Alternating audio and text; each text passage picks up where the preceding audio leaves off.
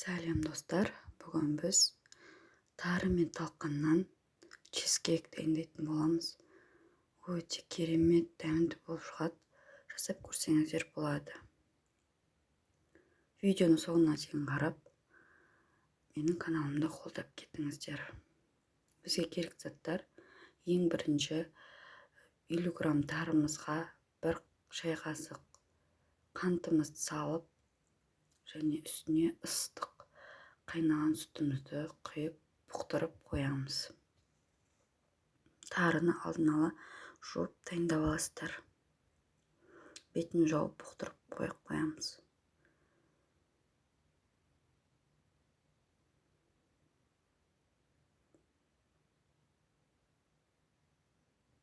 Одан кейін талқанымызды 300 грамм талқанымызға 2 ас қасық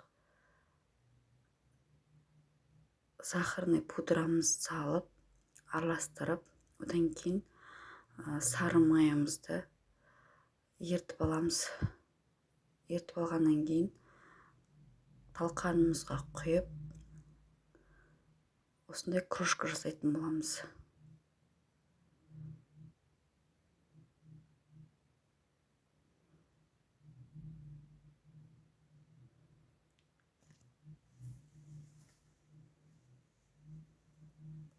Одан кейін формамызды дайындап, осы кружкамызды формамызға саламыз.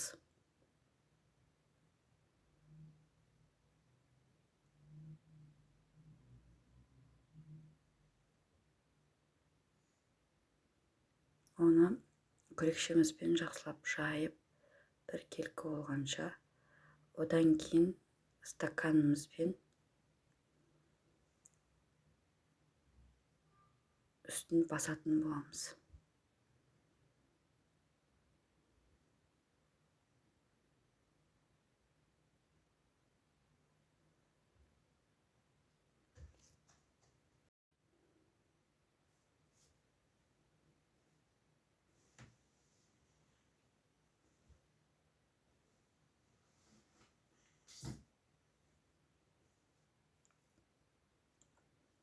Стаканмен осылай жақсылап басып, тығыздап,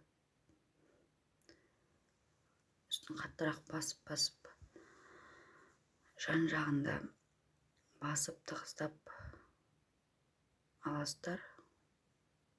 Одан кейін, осы басып болғаннан кейін, талқанымызды осылай холодильникке салып қоямыз.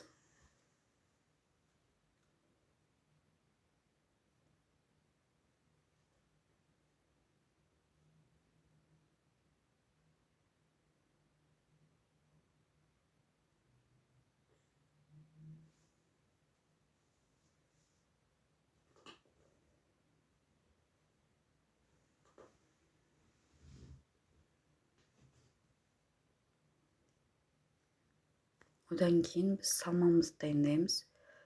Творожный сырымыз, 500 грамм творожный сырымызға 120 грамм қантымызды салып, осылай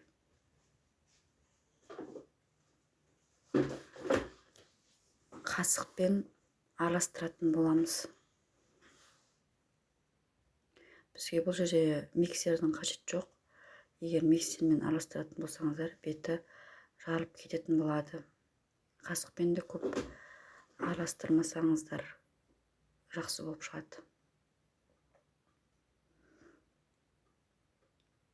Барлығын араластырып, осылай жақсылап.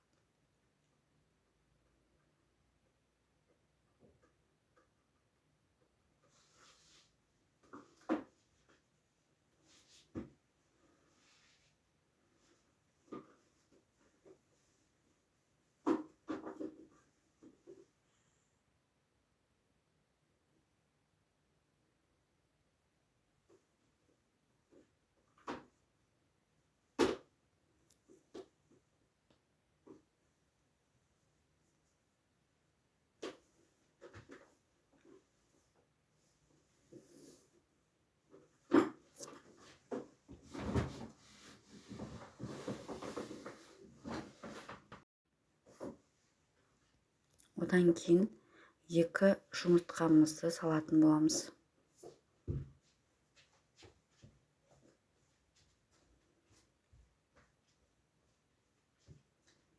екі жұмыртқамызды салып, жақсылап араластырып,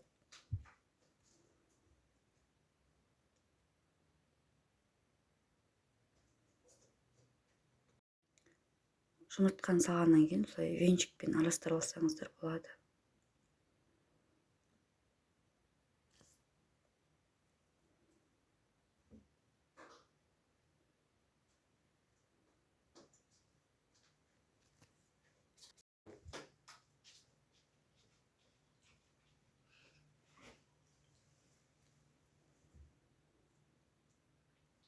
Одан кейін жақсылап араластырып алғаннан кейін 120 грамм сливкимізді құямыз. Сливки 33% болу керек.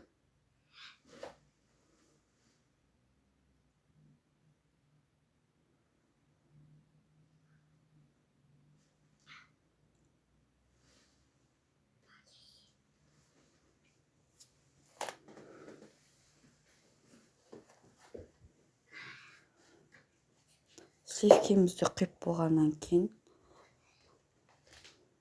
бұқтырылып тұрған тарымызды саламыз.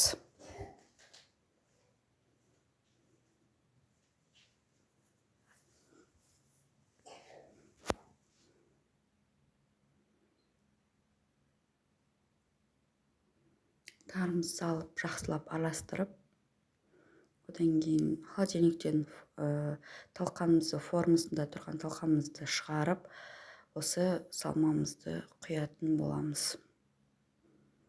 Одан кейін духовкамызге 100 градуста 1 сағат 15 минутқа қойып аламыз. Видео ұнаса, лайк басып, комментарий жазып, тіркеліп кетіңіздер. Видеоның соңына дейін қарағандарыңызға көп-көп рахмет.